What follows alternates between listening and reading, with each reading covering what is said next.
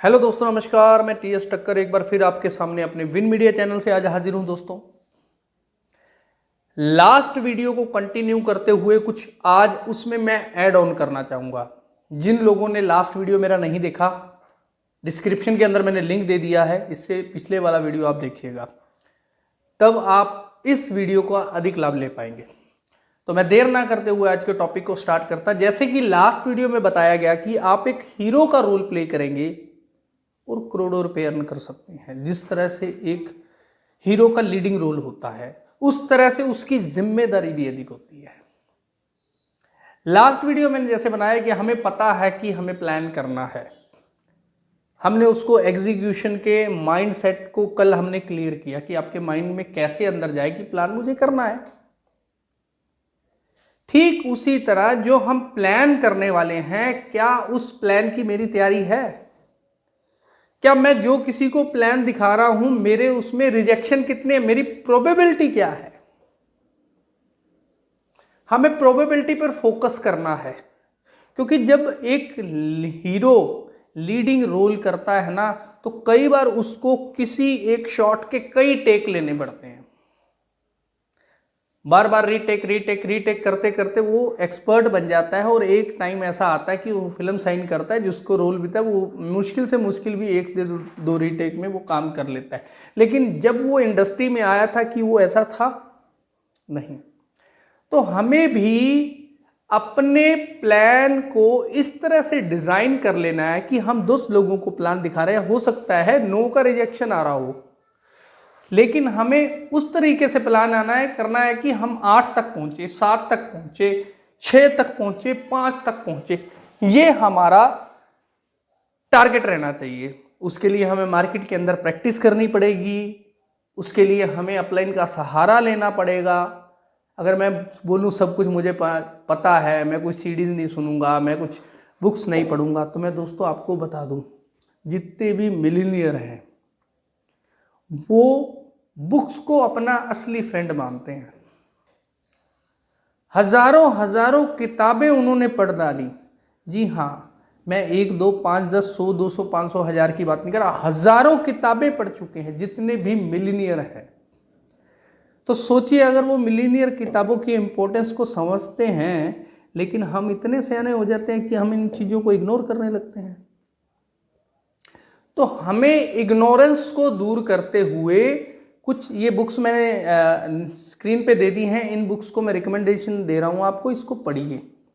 इसमें कुछ माइंडसेट की हैं, कुछ सेल्स की हैं। तो बुक्स को जब तक हम रीड नहीं करेंगे, तब तक हमारे माइंडसेट के अंदर निकलने वाली बातें सामने वाले के माइंडसेट को कन्वर्ट नहीं कर पाएंगी, क्योंकि हमने उसके माइंड को रीड ही नहीं किया, उसकी नीड को आइडेंटिफाई नहीं किया, उसके पेन पॉइंट को हमने टच नहीं किया। लेकिन ये सारी चीजें जितनी आपको मुश्किल अभी मैं बोल रहा हूं, शायद आपको लग रही होंगी, दोस्तों बिल्कुल भी मुश्किल नहीं है। क्योंकि डायरेक्ट सेलिंग में अर्निंग करने के लिए कोई आपको हार्डकोर मेहनत नहीं करनी। आपको लगता है कि इसमें मेरे को ये पर्टिकुलर स्किल मेरे पास होगी तभी मैं काम कर पाऊंगा, इसमें ऐसी कोई एक्स्ट्रा ऑर्डिनरी स्किल की बात नहीं है। यहाँ की यूपीएससी का कोई आपको एग्जाम क्रैक नहीं करना। बहुत इजी है डायरेक्ट सेलिंग में सक्सेस होना, बशर्ते आपको अपने प्लान को सीखना होगा। हर पर्सन का अपना प्लान होता है। जी हाँ दोस्तों, हर पर्सन का अपना प्लान होता है। अपने को पता है कि हम किस बात को ज्यादा बेहतर बोल पाते हैं। तो आपका बेस्ट प्लान ही आपका अपना प्लान है, ना कि आप किसी को कॉपी करने की कोशिश करें। हो सकता है जिस चीज को आप कॉपी करने की कोशिश कर रहे हैं वो आपके माइंडसेट में घुस ही नहीं रहा हो। अगर आपके माइंड में वो बैठ नहीं रहा है, तो आप किसी को अगर वो प्लान करेंगे तो आप अपने अंदर की फीलिंग सामने वाले को ट्रांसफर नहीं कर पाएंगे। अगर सामने वाले को आपने फीलिंग ट्रांसफर ही नहीं की, उसको उस चीज का इंपॉर्टेंस का पता ही नहीं लग पाया, अगले के दिमाग के अंदर, माइंडसेट के अंदर घुस के प्लान करना होता है दोस्तों। जब तक आप कॉन्फिडेंट नहीं होंगे, सामने वाले को प्लान का आपके असर नहीं होने वाला। वो बोलते हैं सेम एज इट इज चीजें बार बार करनी है, बार बार करनी है, बार बार करनी है, लेकिन पहले आपके माइंड के अंदर आनी चाहिए वो चीज। हो सकता है कोई प्लान दिखा रहा हो कि इकट्ठा ही कन्विंस कर लेता है कि एक पर्सन को सीधा 20,000 का प्रोडक्ट, कोई करता है एक ही आदमी को 200 का प्रोडक्ट।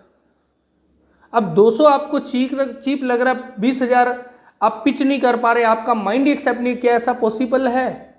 लोग 500 पीवी यानी कि 15 20 हज़ार के प्रोडक्ट एक सिंगल ज्वाइनिंग में करवा पा रहे हैं। उनका माइंड सेट होता है ऐसा है, लेकिन आपका माइंड एक्सेप्ट नहीं कर रहा। इसलिए ये नेगेटिव नहीं है।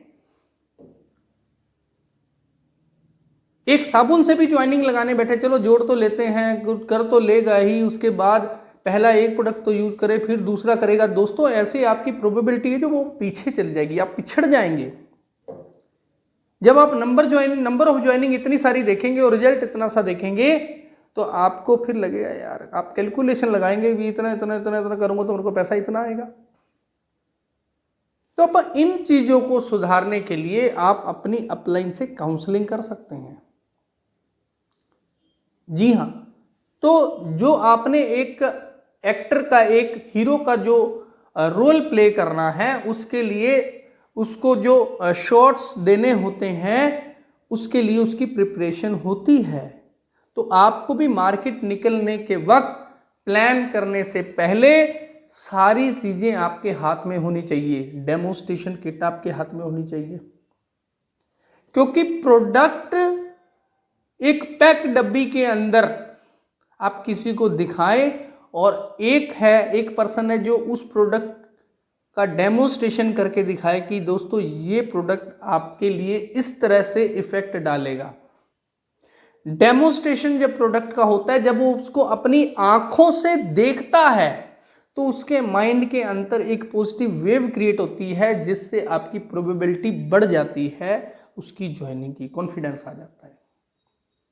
बिना प्रैक्टिकल के ये चीजें दोस्तों पॉसिबल नहीं है। डेमो किट होना बहुत जरूरी है आपके पास। आपका आधे से ज्यादा जो प्लान है ना, वो डेमो किट ही आपको एग्जीक्यूट करा देती है प्लान को।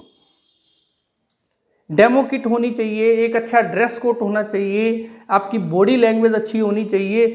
हीरो का एक सूट जो पहनता है ना, वो कैसा होना चाहिए रोल के अकॉर्डिंग, वो वैसा ही पहनता है। ऐसा तो नहीं है चलो उठे भैया कुछ भी शूट करना है, बोलना ही तो है, क्या फर्क पड़ता है। लोग कौन सा कपड़ों को देखते हैं, लोग हमारी बातों को देखते हैं, कपड़ों को थोड़ी देखते हैं। नहीं दोस्तों, पहले तो वो आपके कपड़ों को ही देखते हैं, उसके बाद बातों पे पहुंचा जाता है। तो खाली कपड़ों तक ही नहीं रहना, बातों को ही, जैसे मैंने बताया कि अपने माइंडसेट को कंट्रोल क्लियर करना है, तो उसके बाद आप डेमोस्ट्रेशन के थ्रू उसको कन्वेंस करेंगे। आपके पास प्रॉपर किट होगी, प्रॉपर डेस्क कोड हो गया, डेमो किट होगी, और उसके बाद एक मीटिंग जब हम खत्म कर रहे हैं, नेक्स्ट मीटिंग का उससे टाइम लेना ना भूलें। और अगर वो कहता है कि पहले मैं प्रोडक्ट यूज करूंगा, मेरे को प्रोडक्ट अच्छे लगे, इसकी प्राइसिंग देख के उसको एक अचंबा लगा कि यार इतने कम प्राइस के अंदर इतनी अच्छी क्वालिटी के प्रोडक्ट मुझे मिल रहे हैं, क्यों ना मैं पहले इसे यूज करूं, तो उसे आपने फोर्स नहीं करना, उसको कुछ प्रोडक्ट्स दीजिए। आपके पास डेमो प्रोडक्ट के अलावा उसके 2-2 3-3 प्रोडक्ट अलग से भी आपके बैग में कैरी रहने चाहिए, ताकि आप इमीडिएट उसको प्रोडक्ट दे पाए। होता क्या है, डेमो वाला प्रोडक्ट आपके पास होता है, दूसरा अभी तो है नहीं, मैं बाद में दे जाऊंगा, और जब आप बाद में उसको फोन करते हैं तो उसका फोन ही नहीं उठता, क्योंकि जो अपना माइंडसेट है ना, कुछ मिनटों तक ही उस चरम सीमा तक पहुंचता है, उस पॉइंट लेवल तक पहुंचता है। उसके डिसीजन जो बनता है वो कुछ 1 से 2 मिनट के अंदर ही बन जाता है। जैसे जैसे आप इसको मीटिंग को लंबा करेंगे, डिले करेंगे, तो उसके डिसीजन में देरी होगी कस्टमर के। आपको कॉपी रखनी है, उसको प्रोडक्ट डिलीवर करना है, लेकिन मैंने बोला नेक्स्ट मीटिंग फिक्स करनी है, उसकी नहीं। उसके अगर वो नहीं मान रहा तो उसकी तो हम कर नहीं पाएंगे इमीडिएटली। आपने उसको प्रोडक्ट दे दिया, तो प्रोडक्ट का रिव्यू पूछने के लिए आपको बहाने से कॉल कर सकते हैं, पहली चीज। दूसरा, उठने से पहले उसकी टीम के टीम के इन द सेंस, अभी तो हमारे वो सिस्टम में आया नहीं है तो उसकी टीम नहीं होगी, लेकिन वो जहां जॉब करता है उसके कुलीग्स होंगे, उसके रिलेटिव्स होंगे, उसके फैमिली मेंबर्स होंगे, तो उनका आप कांटेक्ट लेकर ही आपको उठना है। आपको एक छोटी स्लिप मिलती है विनिंग टीम से, तो उस स्लिप को इमीडिएट भरवाएं। जो वो प्रोडक्ट ले रहा है उनका नाम लिख लें, सबसे ऊपर जिनके पास आप मीटिंग करने जा रहे हैं रेफरेंस का नाम लिखना है, और उनसे कुछ 5 रेफरेंस ले रहे हैं कि भाई साहब आप देखिए अट्रैक्ट हुए, आप खुद प्रोडक्ट ले रहे हैं, इस रेट के अंदर, इस चीज के अंदर जो कंज्यूमर को बेनिफिट मिल रहा है, तभी तो आपने प्रोडक्ट ले रहे हैं ना। बोलेगा हाँ, आप देखिए समझदार हैं, आप ले पा रहे हैं। तो समझदार आप हैं तो आपके जो इर्द गिर्द लोग हैं वो भी तो समझदार होंगे ना आपके जैसे। हमें आपके जैसे सर्कल के लोगों से ही बिजनेस करना है, तो उससे इस तरह बोल के उसके सर्कल के कुछ नंबर ले लेने, जहां पर बोले कि आपके कुछ 5 रेफरेंस दे दिए, हम उनको ये डेमोस्ट्रेशन दिखाना चाहेंगे। बिजनेस की बात मत करिए। अगर वो बिजनेस में इंटरेस्टेड नहीं हुआ तो हम भी उनसे उसी तरह की बात ही करेंगे जिस तरह से हमने उसको डील किया है, उसको भी यही बताना है कि हम उनसे बात करेंगे। जब आप उनसे नेक्स्ट मीटिंग ले लेंगे, वो राजी हो जाएगा, आपको रेफरेंस दे देगा। उन रेफरेंस से जब हम मीटिंग करेंगे ना, अगर उनमें से कोई एग्री होता है बिजनेस के लिए, तो वापस आप पहले वाले पर्सन को कॉल मारिए जिनके थ्रू वो रेफरेंस मिले थे। चीटिंग नहीं करना दोस्तों। अगर बड़ा बिजनेस करना चाहते हो तो जिसके रेफरेंस के लोग हैं वो उन्हीं की टीम में ही साइन अप कीजिएगा। इन छोटी छोटी बातों को लेकर मैंने देखा है लोग 10-10 साल इस इंडस्ट्री में हो गया और आज वो बाइक में पेट्रोल भरवाने के लिए भी उनको दिक्कत है, वो इसी कारण है। और दूसरी ओर जो लॉयल हैं उनको भाई साहब मर्सिडीज क्या, वो डेली प्लेन पे भी सफर करते हैं ना, तो उनको कोई फर्क नहीं पड़ता। तो ये इंडस्ट्री ईमानदारी की इंडस्ट्री है। आप ट्रेडिशनल बिजनेस ने जो हेरा फेरी, इधर का उधर का, ऊपर नीचे रेट बताया नहीं, ये कर दिया वो कर दिया, सब चलता है, लेकिन डायरेक्ट सेलिंग में ये चीज़ें दोस्तों नहीं चलती। हालांकि मैं तो वे भी बोलता हूँ कि आपको ट्रेडिशनल बिजनेस भी ईमानदारी से करना चाहिए, लेकिन लोग नहीं कर पाते। जिन्होंने ईमानदारी से एक फिक्स सिस्टम से बिजनेस किया, सबको एक जैसा ही डील करके जो बिजनेस किया, वही मल्टी मिलियनर बन पाए हैं। जिसका rate person to person vary करता है, जिसका presentation person to person vary करती है, दोस्तों वो बड़ा बिजनेस कभी नहीं कर पाए।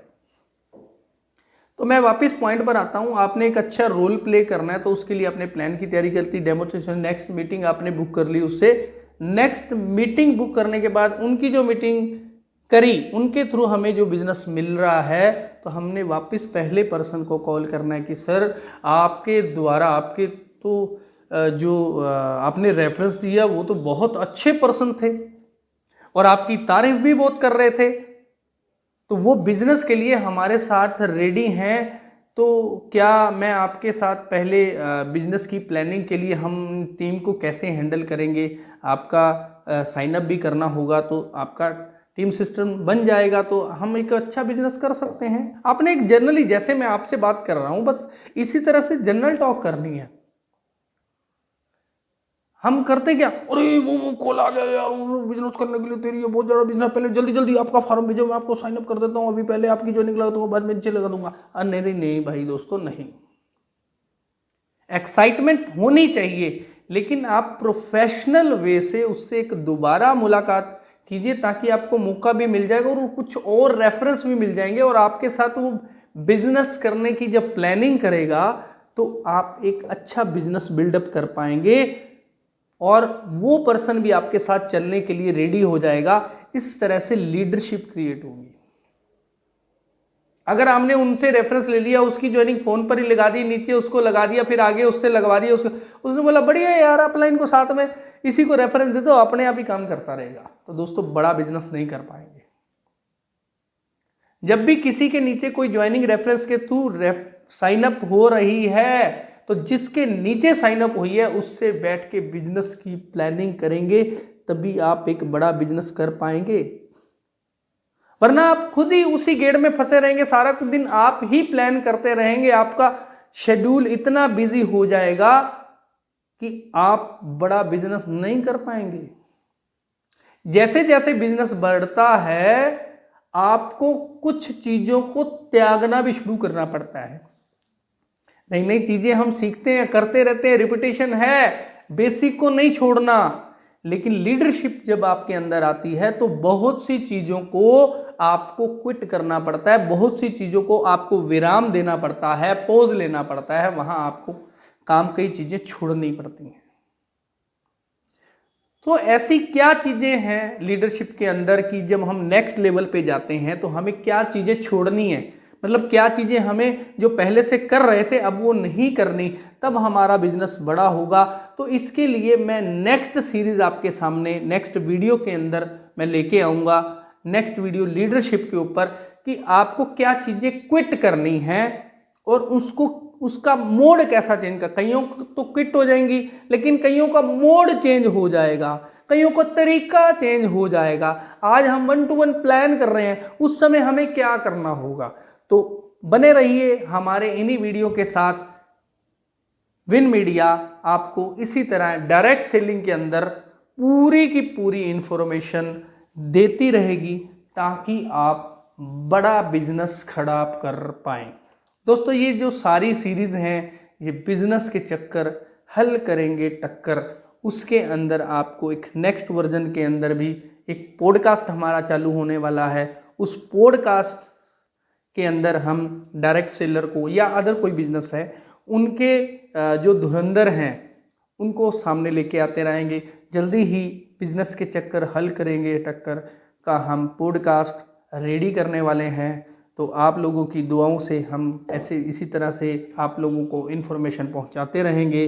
अपना आशीर्वाद हमारे तक बनाए रहे। तब तक के लिए नमस्कार, सत श्री अकाल।